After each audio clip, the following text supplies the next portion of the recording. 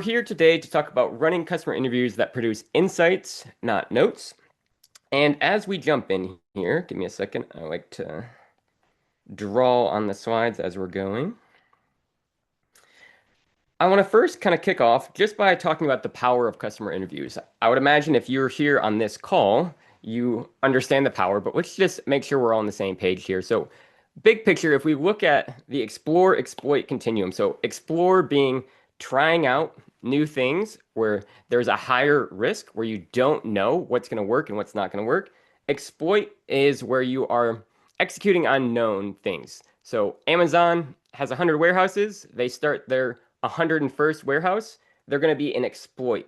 If Amazon says, let's try a Fire phone, let's try AWS, web hosting for others, let's try an ebook reader, and they hadn't done that before, that's explore. They're trying out new things. So when we think about customer interviews, the more unproven an idea is, the more you're on the left side of the spectrum, the farther over you are, the more a customer first focus is needed. So if we kind of summarize some of that, on the left, you're looking for that successful approach, and on the right, you're executing a successful formula. So when we think about customer interviews and taking a customer first approach, on the left side, doing that is going to help you avoid costly mistakes and maximize returns. And on the right-hand side, it's going to help provide those efficiency improvements, those 1, 2, 5% improvements, and that steady growth. So as we think about how we kind of use customer inputs, sometimes the approach with folks who don't understand the power of using a customer first approach is, how do we get started with their idea? How do we take this great thing we have and move forward with it? And what we want to instead do is focus on the customer jobs, pains, and gains. So the principle behind this is that customer interviews can help you avoid costly mistakes and maximize returns on key projects. So we once worked with a large company and they were super excited. They had this great product idea. They were really buzzed about it. And it was an app and it was going to like serve their customers in XYZ ways. Like they were really excited about the features of it. And it was going to cost them $800,000 to build it. So they came to us, strategizer, and said, hey, we want to bring this to market. We want to commercialize this. Can you help us with this process? And we recommended that they start by interviewing their customers. So they were not super excited about that, but we said, hey, we want to make sure our customer understanding is accurate. Like everything that we're going to do moving forward is going to be built on that. So they were kind of pushing back against us, but they relented. They said, okay, like we'll take this step. We'll interview and talk to some customers. And after they talked to customers, they actually realized that the customers had zero interest or need in what they had been planning to spend $800,000 on. So we see, and again, I'm hoping most of the folks on the call, this might be common knowledge, but it's so key, the customer first approach and realizing something like customer interviews, which is one way you can have that approach, can help you avoid costly mistakes and maximize returns on key projects. So I'm curious.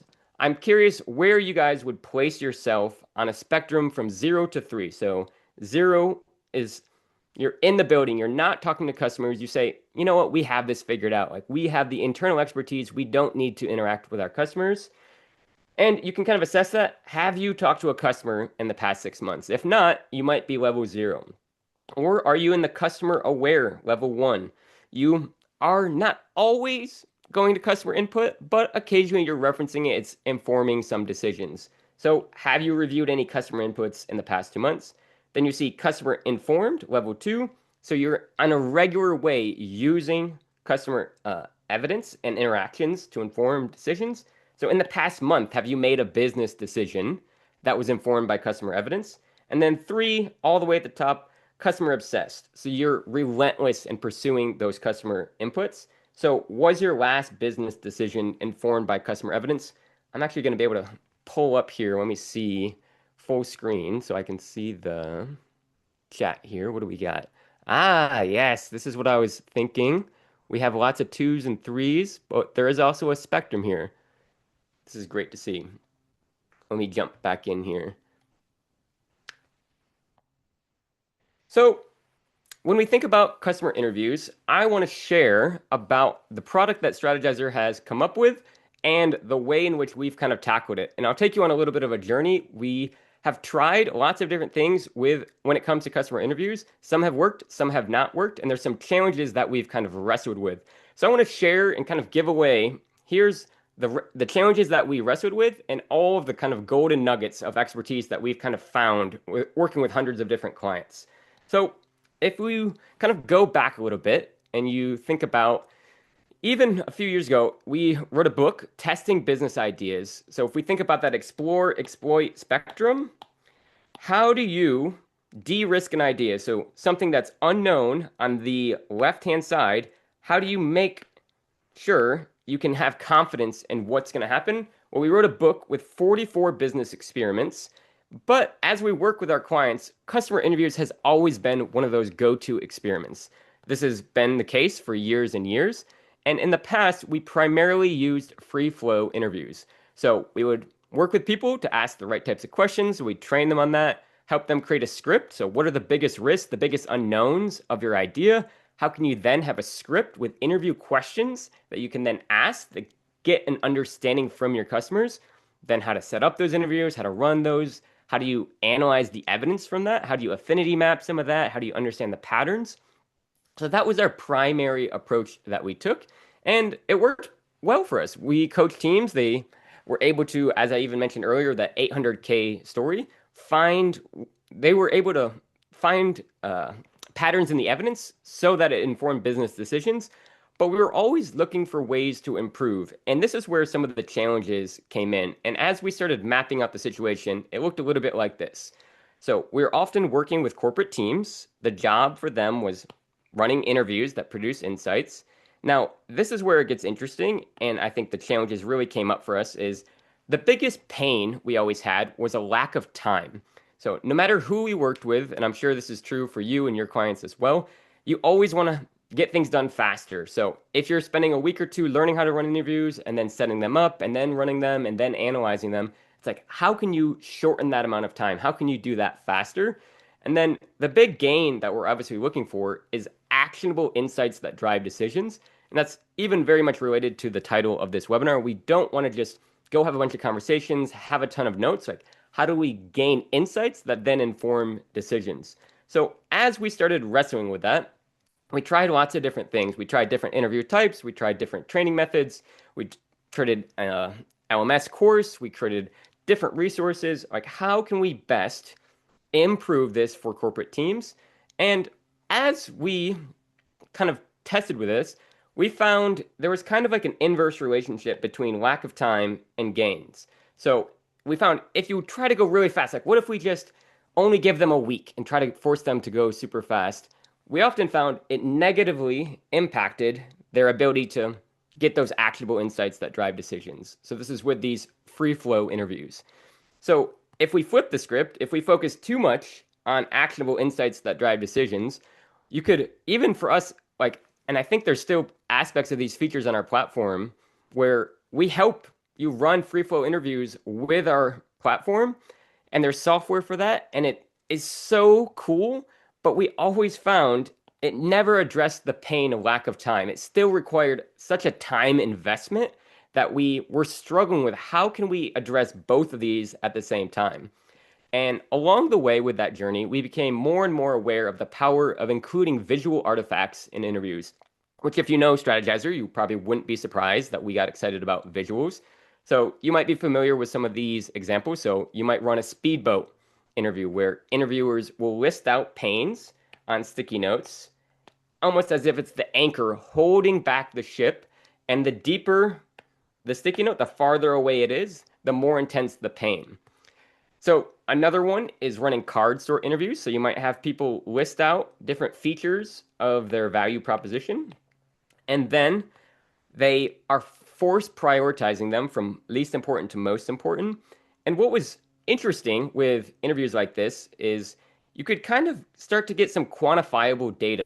Well, this feature was always ranked number one X% of the time, or we always found that this one was this X% of the time. So that quantifiable nature of the data became interesting when you think about getting actionable insights that drive decisions. But then also there were still qualitative insights that came up. So as they are moving this sticky note down here, Well, why did you prioritize it more than this one and this one? And the conversation that you could still have, we felt like there wasn't a loss in terms of the qualitative, but we did gain the quantitative, which helped kind of improve the qualities. So I'm curious, in the Zoom chat, have you ever used artifacts in a customer interview? And if your answer is yes, let me know what kind. I'm curious. Have you used artifacts in a customer interview? And if yes, what kind? And I'm gonna stop sharing here just for a second, just to. We see we got value scenes, card sort. Yes, some people haven't done it before. Let's see. Using Lego. Interesting, interesting. Thermometer, what ifs? Okay. Using a hi-fi, high fidelity. Jobs, pains, gains. Okay. I like someone's getting ahead of us here with the jobs, pains, and gains. Let me jump back in here. So, as we kind of realized that there was power in using these visual artifacts for these interviews, we had one of our coaches, an expert coach, Paris Thomas, and he started using the customer profile as the visual artifact in their interviews. And this ended up being a bit of a breakthrough moment for our team because we had been pressing against this problem for so long. Like, how can we get rid of the pain? Like, people don't have time. Like, how can we speed up the process while still making sure that there were actionable insights that drive decisions? And from these customer profile interviews, we were finding that it was checking all of the boxes for us. It was doing both of those at the same time. So for us, it sped up the process considerably. So instead of having to take time, and there was also a huge dynamic with a lot of the times we're working with folks who have never run interviews before, the comfort level of, oh, I've never done this before. How do I create this script? And almost wanting to really be confident in that.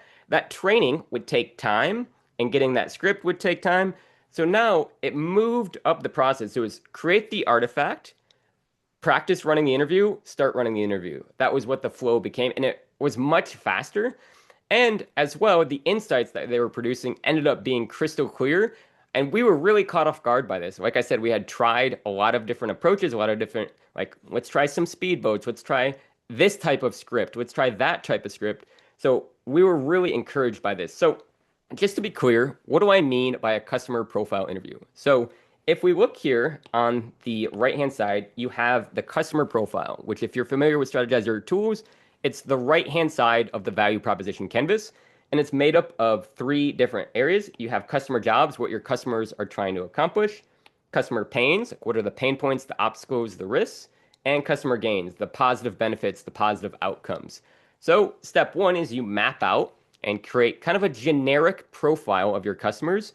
So I only have a few sticky notes. You might end up with 30 or 40 sticky notes on your customer profile, and you're mapping out a basic generic version of your customers.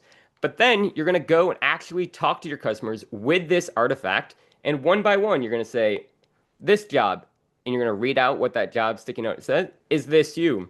Now, they might say yes, they might say no, they might slightly tweak it.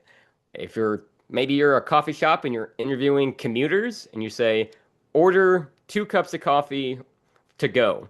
Well, I do order coffee every day. And it's like, well, is that you? Someone might say yes. Someone might say no. Someone might say, well, I'm only going to order 1 cup and I'm going to drink it in the coffee house, et cetera, et cetera. And then you would work through, so all the jobs, ask, is there anything else? So you might find there's some other jobs that as you're working through the other ones that come to mind for them, work through all the pains. Are there any other pains for you? And then work through all the gains. Are there any other gains? And then you're going to rank those. So which of these jobs are your top 3? Which of these pains? And by the end, you end up with a complete view of that actual customer. And you can do this 5, 6, 7, all the way up to 20 times. We normally stop at around 20. Like we don't see like the diminishing returns at that stage mean we don't continue in that way. But that's kind of an overview. And what really stood out to us is just seeing the impact this was having with teams. So one of the team's Paris coach was this Canadian team, a consumer packaged goods company, and they realized they were operating on assumptions. They realized, wait, we need to be more customer centric. There's a lot of risk to some of these ideas we have. How can we test? So this was a team that came together that had no experience running interviews. They were not UX researchers. These were folks coming from marketing, coming from sales, coming from product in this company just for the first time to run interviews. And working with Paris, he led one meeting where he helped them map out their customer profile, another meeting where they kind of role played and practiced, and then they were ready to go. So all they then needed to do was have the interviews, work through the question, is this you? Is this you? Is this you? So the simplicity of that really sped up. So for that team, they ended up running 20 interviews. They split up and kind of divided and conquered and got 20 interviews done pretty quickly. And this is kind of what happened for that specific team. So if we look at the jobs, they had mapped out 34 job sticky notes, but 91% of those were deleted at least once, where customers like, no, that's not me at all. Like that doesn't even apply to me. And then for the pains, the majority of their pains were not true for their customers. So half of the pains were not true at all. So someone every time was saying, no, that's not true for me. No, that's not true for me. And then for the gains, 75% of the interviewers had comments in regards to one of their gain sticky notes. So if we look at the before, they said, we know our customers, this is who our customers are. They ran these interviews, and by the end, this was the picture they had. There was two jobs they realized that they really needed to address. There was one very important gain, and there was half of the pains compared to what there had been before. And this was really, really cool. The part that I think is the most exciting and why I get excited talking about customer profile interviews is because of the actionable decisions that then come out of that. So when they're presenting this to their leadership team and saying, here's the data we found, here's exactly what happened from those interviews, we recommend X. That decision was so easy to trace back to what happened. So it allowed them to make that decision and move forward. There was no questioning, there was no waffling, which if you've ever had customer interviews where you have a key stakeholder who wasn't a part of the interview and says, wait, is that really what they said or did they mean X, Y, or Z? This is where it was really interesting, the actionable decisions that were able to come out of this. So if we go back to thinking about this kind of narrative, once we saw the power of these interviews, we built a bit of an MVP on our platform and started using this feature, software feature, with our clients and then gathered feedback. And since then, there's been multiple iterations. And now we have the latest and greatest version of it has been released a few weeks ago on our platform. So I want to just quickly show you guys what that looks like on our platform. Let me switch over here. So when I come to our platform now, there are two things I kind of want to walk you guys through that we have now. The first is I mentioned step one is you map out your customer profile. And one of the things that we have added as a feature is this AI tool. So if I click on this, and now I've already let it know I have an idea of a wireless medical device for nurses. If I confirm that, and now I can use AI to start brainstorming jobs, pains, or gains. So I might say, let's generate a mix of different customer jobs. And it's going to start adding these to my customer profile. So if I have nurses as my customer and I have wireless medical devices, one of the jobs they might want to do is be able to monitor patients' vitals remotely. Now, because this is AI, we kind of put it in this purple color, and you can either accept it. Maybe you say, oh, this doesn't apply. I might delete it. You can make changes. And what this helps do is just kind of speed up the process. Now, once I have maybe you want to add some gains, maybe add some pains as well. Once you have these mapped out, and assuming you did that, you can then add them to our customer profile interview widget, which you see here. And with this, I can start adding people I want to interview. So maybe I want to interview a guy named Bob. Maybe I want to interview Steve. And what I can do then is and again, I just took the customer profile, filled it out a little bit more for nurses. And then when I'm ready to go talk to Steve or I'm ready to go talk to Bob, I hit the button here and it's going to open up the customer profile and it's going to make a version for the person I'm talking to. So this is now the Bob customer profile, and I need to validate it with him. So is this true for you? Build trust with patients through attentive care. Bob says, yep, that's definitely me. Maybe for this one, reduces stress during high pressure situations. Well, I don't actually end up having stressful based on my role. It's not stressful, etc., etc. So you're going to work through this, have a conversation. Maybe you make some changes. Actually, it's more of XYZ. So then it might change here. Once you've done all of them, they could still add more,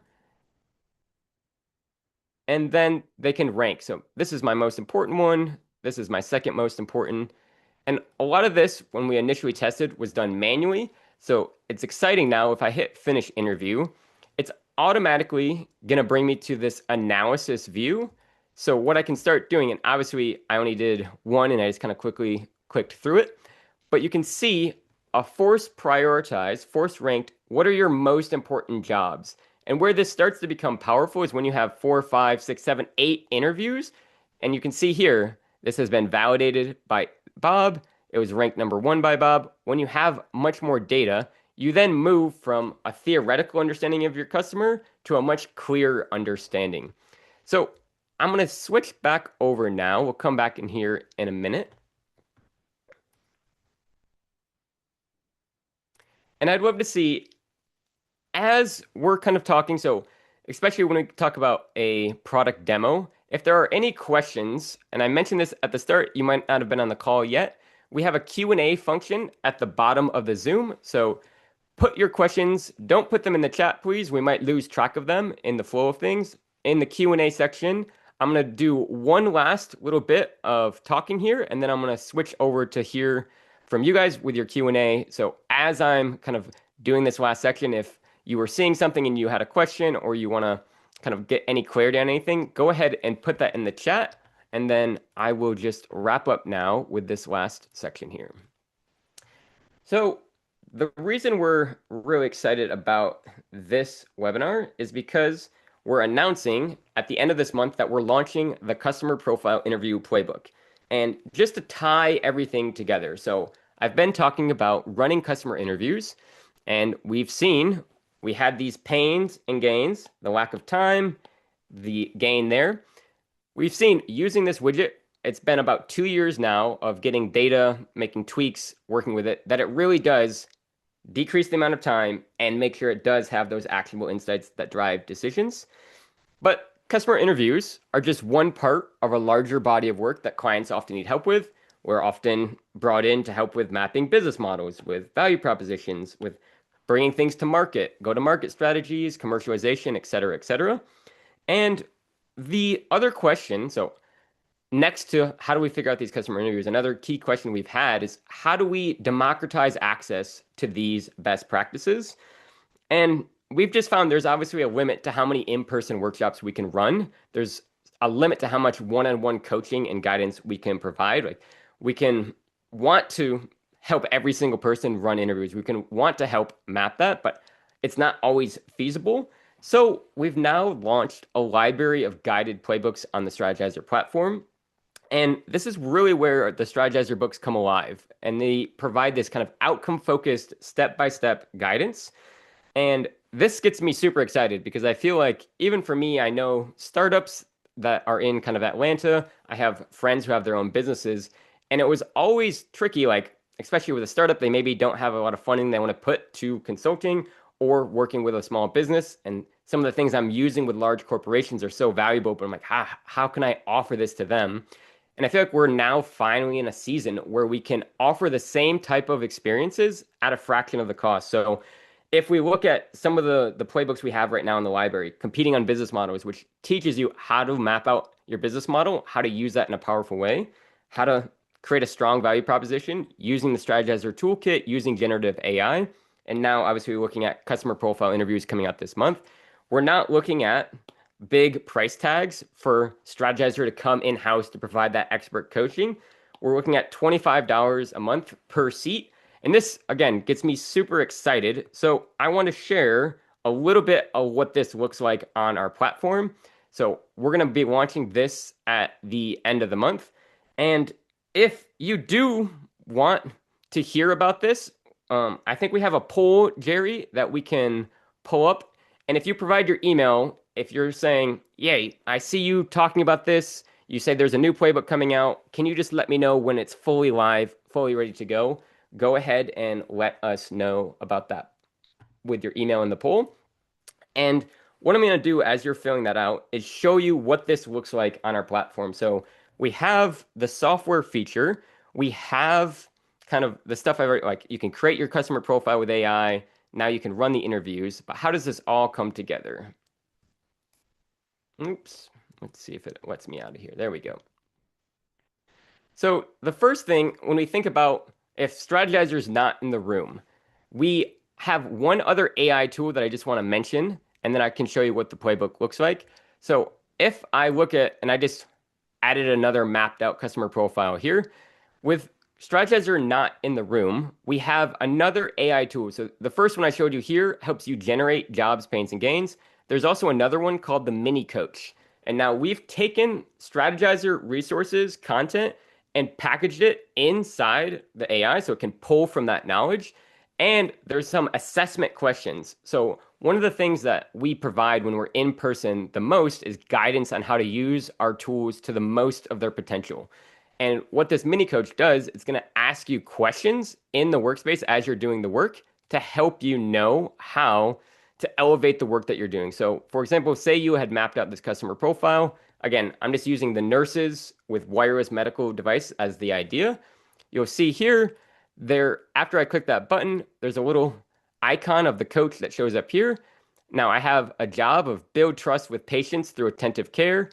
And the mini coach is asking me, have you considered what specific actions nurses might take? So something that happens often with jobs to be done, people will map out things either very abstractly or very concretely. You kind of want to be able to navigate that. So here you see the mini coach, the AI asking, can you be more specific?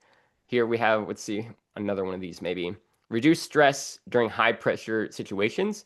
Let's click on the coach here. What emotions? Yeah, I wonder how nurses might feel during those emotions, during those situations. So maybe you can specify, oh, they're going to feel stressed in X type of situation, and maybe I want to write that out. And this can kind of help trigger you to think about improving and refining the work that you're doing in the tool. So that's one thing that has really helped kind of make it easier for people. And the other thing I just want to show you is just what it looks like with our playbooks. So if you think about a workshop that we'd lead in person, we're going to give you the key information you need to learn, and then we're going to have some activities where you apply that information. And that's exactly what our playbooks look like on the platform. So I pulled up this one. Here you see Introduction to Customer Profiles. I've already clicked on this before, but there's going to be a video from Alex or myself. What do you need to know? What is the information that is key? And then you're going to jump straight from there into an activity in a workspace. So there'll be guidance in the workspace. This one, again, how to map out a customer profile. So this is what our playbooks offer, is the same type of stuff that we're doing in person. So if we're in person, we might have a slide deck. We might be presenting in a room with you. The similar type of information here, doing very similar types of exercises. Now it's just packaged on our platform so that anyone can kind of go through this with their team. So I think that was the last thing. I did have one other thing just to mention. We've been building out this library, so we've put 3 playbooks in there. This is going to be our 4th playbook, and we're always testing. So even you heard me earlier, 2 years ago, we started working on this customer profile interviews software and just getting feedback, refining, getting feedback, refining. Can we make it simpler? Can we make it faster? Can we make it easier?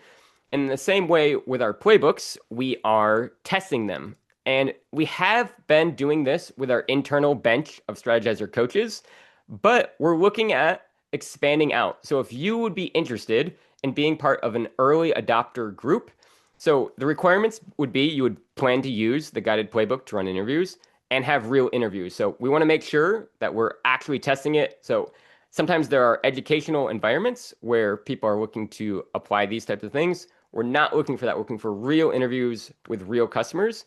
What you could receive if you're a part of this group is async Q&A support, as well as you see pictured here, we have a curated PDF of the content that was used to create the guided playbook itself. And what you would need to provide then is just feedback on the process and info on the outcomes you were able to achieve. So what we're really looking for is, can we see we have this playbook and we're going to see it used in different ways. Let us know if there's obviously any like bugs or issues, but as well, what outcomes were you able to achieve with it? And our hope is that can then feed back into the content itself, maybe even having an entire section on the use cases and kind of success stories that people were able to achieve with this. So I think, Jerry, we have another poll. If you're interested in the early adopter group, we're kind of running a beta of this. This is our first time opening it up. Like I said, normally we work with our internal coaches for them to test it. But if you would like to be a part of that and that sounds interesting, please go ahead and put your email in. I'm now going to check out the Q&A. So let me open that up. I think we still have some time here.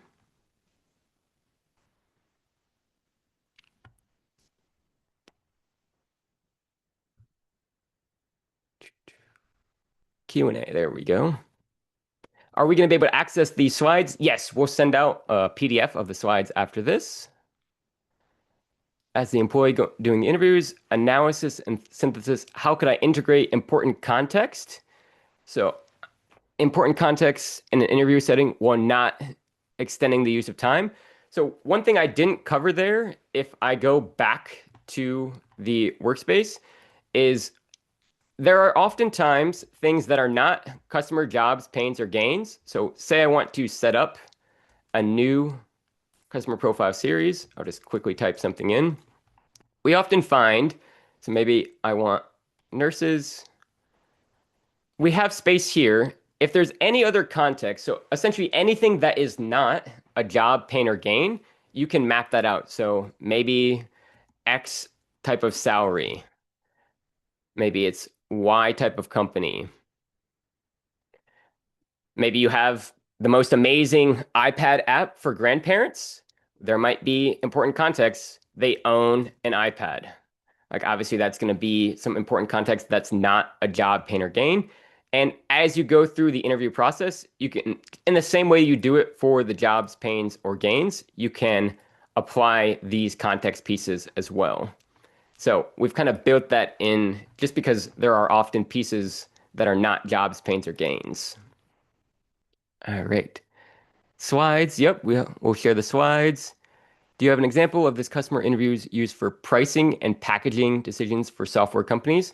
In terms of the pricing, we actually have some other types of interviews, value scene interviews that we format in a certain way to get to pricing. We typically start with the customer profile interviews to do the right-hand side of the value proposition canvas. Once we have kind of really nailed that down, we look at other types of interviews and other types of testing experiments to get to pricing. But I don't think I have anything that I could quickly pull up. What software would you recommend using to electronic capture and store interviews?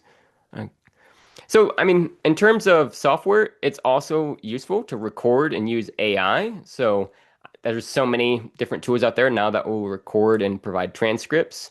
So one of the things we found with free flow interviews is even when you do that, there's still sometimes a hesitation around the decision making in terms of comparing like, oh, the AI is saying the majority of these transcripts talked about X versus when we had the customer interview profile interviews, when we say 14 of 15 people had this pain and it was their number one pain, the decision making confidence from those is quite different. But yeah, it's a great thing to kind of pair with it. And that's something to think about when we look at these customer profile interviews. These are just one tool in your toolbox. So even earlier, someone was asking about pricing. There are multiple tools. Like I mentioned, I think the Testing Business Ideas book, 44 different types of experiments. So when we look at understanding our customers and quickly understanding, we found these to be the best thing, but there are things you can pair with this alongside of it. So isn't it a risk by providing possible answers? I will overlook important insights because the customer no longer has to actively think. This is one of the main objections we've seen. And we've found that when we think about you're going to build a product or a service or an offering off of your customer understanding, we want to make explicit what that customer understanding is because you're going to be actively designing the value proposition, the offering off of that. So we want to verify that. So where we've seen this not cause any issues for us is sometimes people are very, very early stage and they'll do free flow, more quantitative interviews. And when they do that, they can kind of find those hidden unknowns that they're looking for. But once you have at least a fuzzy idea of what the idea is, we want to try to make that explicit. And the artifact actually forces you to make that explicit. So the areas where we've seen the kind of qualitative come in is when someone, and we'll even, it sounds counterintuitive, will be more specific than needed. So I might have a job of order coffee. I might say I'm gonna order 2 large coffees to go. And what that actually does is the specificity forces them to correct you, and those are where interesting insights happen. So while it might feel like, oh, I'm getting so specific, now there is still space in that customer profile interview to say, is there anything else? And as you've covered an array of topics, those other things can get added in that way. But from our experience, it hasn't provided an issue. We typically find in the first maybe 3 interviews, there might be some things that kind of pop up, but usually we're able to spot them. But again, that's all caveated with the fact that this is one tool in your toolbox. It's the one that we found and really kind of doubled down on and built software around.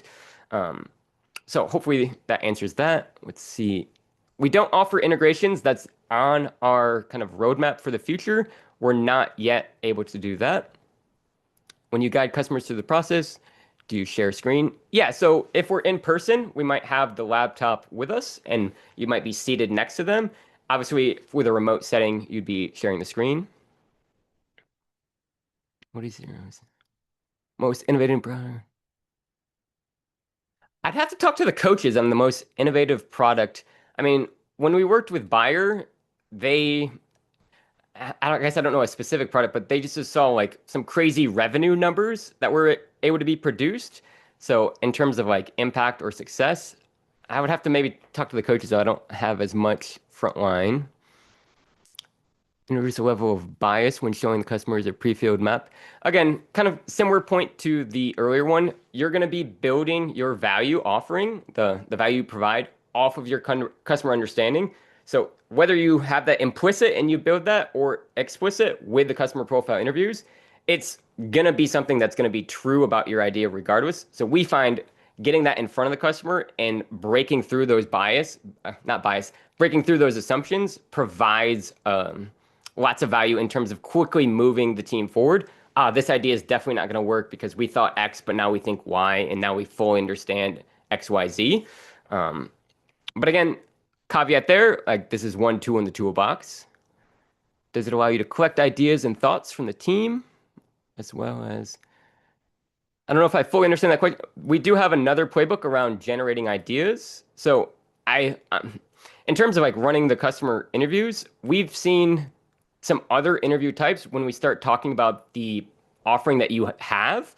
That is where sometimes the ideas really come up. So if we think about value proposition canvas, the right-hand side being the customer, we truly just want to understand the customer. Like you can't design a customer, but then the left-hand side of the value proposition canvas, the value map, how do you provide value for them?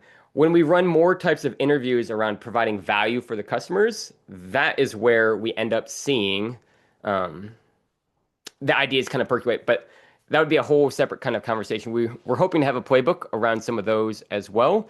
But it wouldn't maybe necessarily be as much. This is more like how do we deeply understand our customer? I'm going to just keep working down these questions.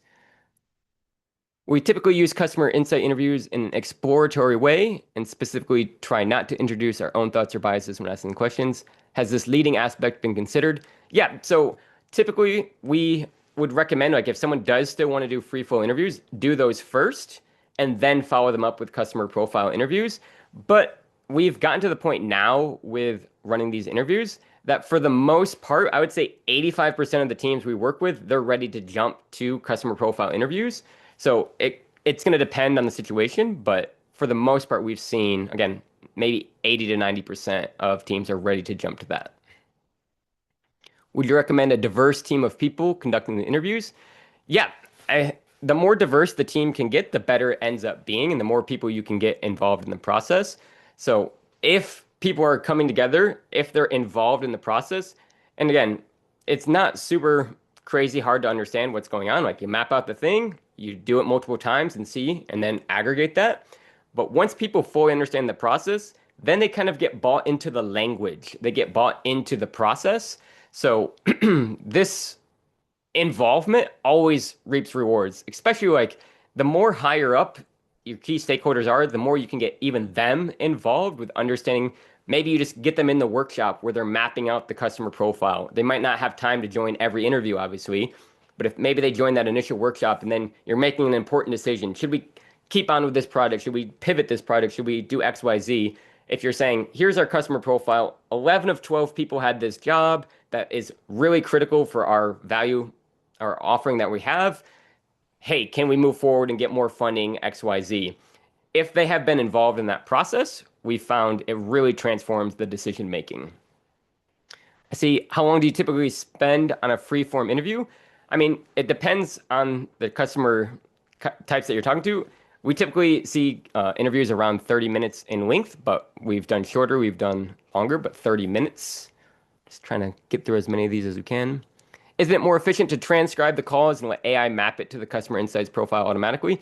We've tried playing with different pieces with AI. I think there is going to be some future developments there around the analysis.